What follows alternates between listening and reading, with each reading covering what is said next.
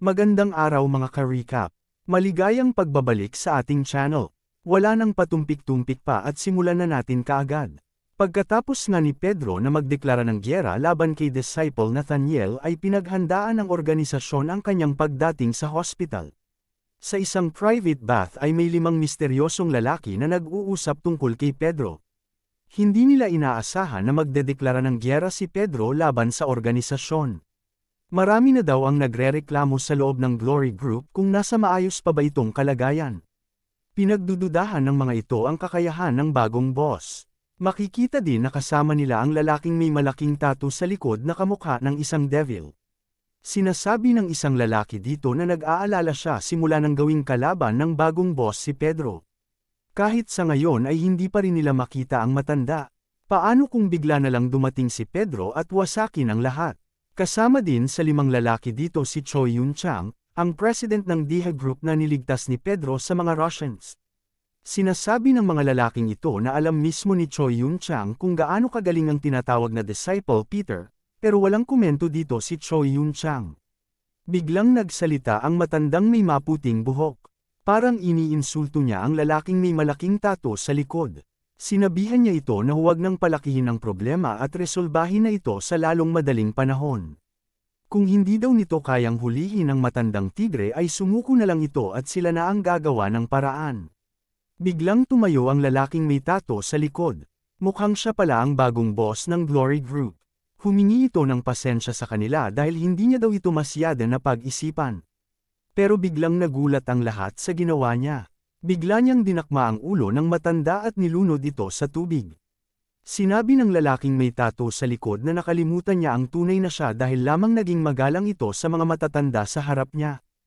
Nagsalita ang lalaking may tattoo na dapat ay marunong ang matandang ito bamasa ng mood sa kwarto lalo na at chief of staff pa naman ito ng army. Sana ay nagretiro na lang itong buwisit na matanda. Sinabi nito sa sarili na sabik itong makaharap si Pedro. Titingnan nila kung sino ang mas malakas. Si Pedro na magnum opus ng ama niya na dating leader ng Glory. O ang kanyang obra maestra. Sino kaya ang mas malakas? Sa ospital kung saan inaabangan ng lahat ang pagdating ni Pedro, makikitang may binabaling leeg si Kim Sun-go. Bagsak ang lalaki, pero bigla itong nakatayo. Nagpa-chiropractic session lang pala ito. Nagustuhan ng pasyente ang ginawa ni Sun-go. Tinanong nito kung saan natutunan ng doktor ang mga ganitong teknik. Sinabi lang ni Sun-go na trabaho niya ito na tirahin ang mga vital points. Habang nag-uusap ay tinanong niya ang pasyente kung may kilala ba itong Dr. Hyan-il sa hospital. Ngayon lang daw narinig ng pasyente ang pangalang ito. Nag-iisip si Pedro kung ano ang gagawin. Mukhang pinalitan na nga nito ang pangalan niya at wala ng records ng doktor na ang pangalan ay Hyan-il. Pero isa lang ang sigurado siya at iyon ay nandito sa hospital si Nathaniel. Ito ay pabilisan at paunahan kung sino ang unang makakahuli sa isa. Nakita ng kambal si Sun-go at tinawag nila ito. Napansin ni Sun-go na mali ang disguise ng dalawa. Dapat ay ang may injury sa paa ang nakaupo sa wheelchair.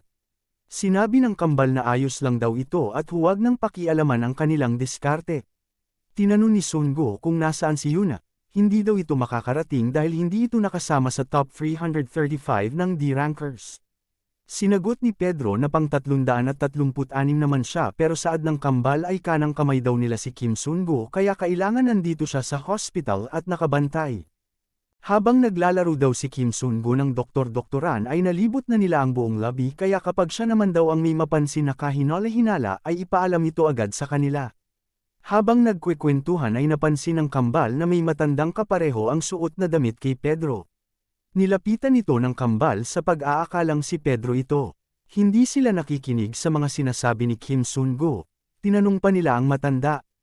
Kung siya ba ang bayani? Nalito ang matanda at sinabing siguro ay bayani siya dahil lumaban ito sa Vietnam War. Sinabi ng kambal na kailangang magtago ng matanda para hindi ito mahuli.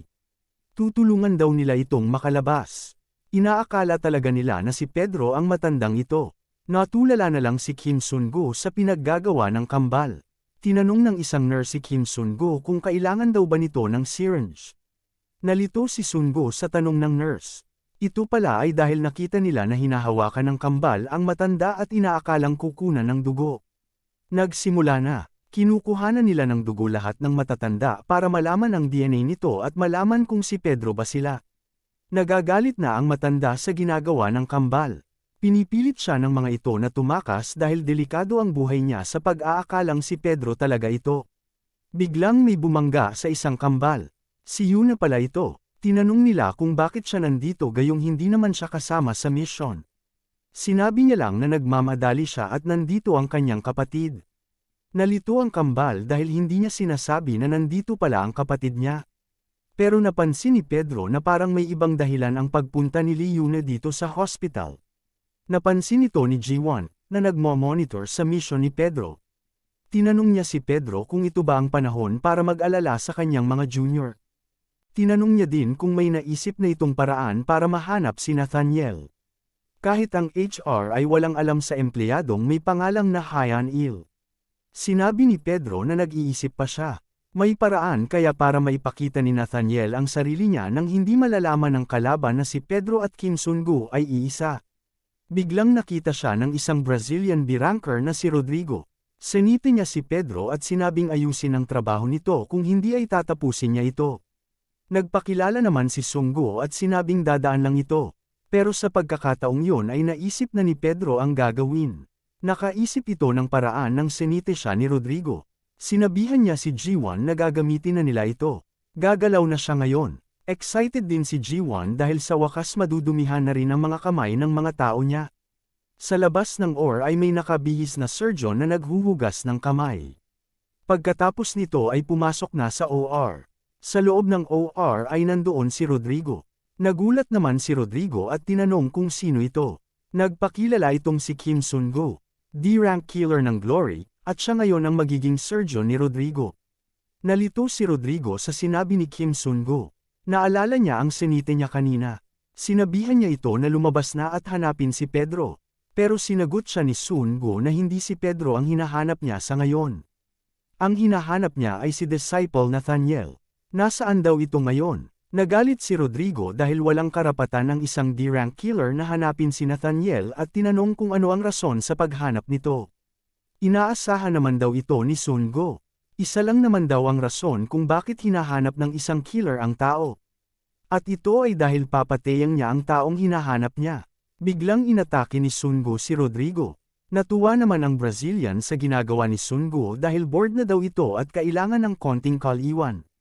Sa isang tagong lugar sa ospital ay makikita namang may lalaking tumatakbo at may tinatawag na professor. Tinanong siya ng professor kung ano ito at dali-daling binigay ang isang tablet sa professor. Makikita dito ang video recording ng CCTV sa isang operating room. Si Kim Sun-gu na nakatakip ang mukha at si Rodrigo. Nagsimulang maglaban ang dalawa at pinanood ito ng professor. Banilangan niya ito habang pinapanood ang laban. Umabot lamang ito sa 10 segundo at natapos agad ang laban. Napatay ni Pedro si Rodrigo na isang B-ranker. Dahan-daang lumapit si Pedro sa camera at tinanggal ang mask nito. At ito nga, nandito na si Pedro. Ang matandang Pedro ay nakaharap ngayon sa camera. Napangiti na lang si Nathaniel. Tinanong ni Nathaniel ang lalaki kung saan patungo si Pedro. Kinukumpirma niya pa daw ito sa security team pero mukhang mahihirapan silang i-track si Pedro dahil maliban sa video na pinakita niya ay kasalukuyang nade-delete ang mga recordings nila. Wala sila laban sa kung sino man ang nanghahack sa kanila. Kinausap naman ni Nathaniel si Sangdo at sinabing mukhang excited ito. Si Sangdo ay nasa loob ng isang malaking capsule na tila naka-preserve. Hindi na daw makapaghintay si Nathaniel dahil ang tinagurian Pedro ay pumunta nga sa kanya. Grayson, Sawyer, Carter, at si Robert ay ang mga kasama ni Sangdo na nasa loob ng capsule. Gustong-gusto ni Nathaniel na mapasama si Pedro sa collection niya. Nagmukha palang mas matanda si Pedro dahil sa ginawa ng mga tauhan G1 na si Secretary Kim. Siguradong gulat na gulat si Nathaniel dito dahil kahit anong higpit ng security nila ay napasok pa rin sila ni Pedro. Gustong-gusto malaman ni G1 ang reaksyon ng pagmumukha ni Nathaniel. Tinanong niya si Pedro kung ano na ang gagawin niya gayong nagpakita na ito. Sinabi ni Pedro na kapag ang bitag ay naailatag na, kailangan na lang ng hunter na maghintay. Sa rooftop, makikita na kumakain mag-isa si Yuna. Nakatanggap pala ng mensahe si Yuna galing sa hospital kaya siya pumunta dito. Hindi dahil sa kapatid niya kung hindi dahil pinatawag siya ng professor. Nagtataka siya dahil bakit naman makikipagkita ang isang professor sa katulad niyang ordinaryong killer. Baka daw nalaman na ng mga ito ang nangyari sa kuta ni Octopus. Kaya kailangang hindi siya pwedeng sumama sa iba para hindi ito madamay. Lalo na daw kay Kim Sun-go, ayaw niya itong makasalubong muna pero narinig siya nito at tinanong kung may problema ba kapag nagkita sila. Nagulat si Lee Yuna. Aalis na sana si Lee Yuna pero pinigilan siya ni Sun-go. Niyaya niya itong kumain ng fried chicken pero tinanggihan siya ni Yuna. Sinabi ni Sun-go na dalawa ang na-order niya kaya kailangan niya ng tulong para maubos ito. Sinabi niya din na napaaga lang ito ng pagpunta sa hospital at hihintayin na lang daw ang taong kikitain niya dito. Tinanong ni Yuna kung sino ang taong kikitain ni Sun-go. Pero nasa isip ni Yuna hindi na mahalaga kung sino ang kikitain ni Sun-go. Kapag daw nakita nila na kasama niya si Sun-go ay baka madamay ito. Inalok na ni Sun-go si Yuna ng fried chicken. Sinabi na hindi ito kakain kasama siya. Nasasabi pa daw ito ni Yuna gayon kinuha na niya ang isang box ng manok. Pumayag si Yuna pero pagkatapos niya daw kumain ng isang piraso ay aalis na daw ito. Pagkalipas ng ilang sandali ay naubos na ang ilang piraso ng manok pero di pa rin umaalis si Yuna kaya biniro siya ni Pedro na akala niya ay isang piraso lang ang kakainin at aalis na. Tinanong ni Yuna kung sino ang hinihintay niya. Mapapahamak lang daw siya kapag nalaman niya ito kaya kainin niya na lang ang manok saad ni Pedro. Naubos na niya kaya sabihin na lang daw ito ni Pedro. Tinanong siya ni Yuna kung ano ang totoong dahilan bakit pumunta ito sa hospital. Alam daw na Yuna na hindi pa nagtitiwala ito sa kanya dahil sa mga nangyari na may kinalaman kay Octopus. Alamat napansin daw ni Yuna na parang may koneksyon si Kim Sun-go sa matandang Pedro. Mukhang hindi nila mahahanap si Pedro kahit tulungan pa siya ni Yuna. Humingi ng paumanhin si Yuna kay Kim Sun-go dahil tinamaan daw si Pedro ng baril dahil niligtas siya nito. Kaya baka patay na ito. Pero hindi pa natapos ni Yuna ang kanyang mga salita ay pinutol siya ni Sun-go at sinabing may hinahanap daw ito. Tinanong ni Yuna kung sino. Ayaw daw sana madamay ni Pedro si Yuna, pero alam ni Pedro na dahil sa isang insidente ay sigurado siyang nakita na ito ni Yuna sa ospital. Si Disciple Nathaniel. Tinanong ni Sun-go kung nakikilala niya ba ito. Huwag daw niyang sabihin na hindi niya kilala dahil alam ni Sun-go na hindi pinatawag si Yuna sa hospital para sa paghahanap kay Pedro. Pinatawag siya dito sa ibang dahilan. Sumagot si Yuna at tinawag na tanga si Sun-go. Ang pinakitang litrato ni Sun-go ay hindi ang tunay na Nathaniel. Bago pa matapos ni Yuna ang sasabihin niya ay may tumawag sa kanya. Nagsalita ito at sinabihan si Yuna na dapat ay kasama nito ang mga bantay niya lalo na at delikado ang hospital ngayon dahil nandito sa loob si Pedro.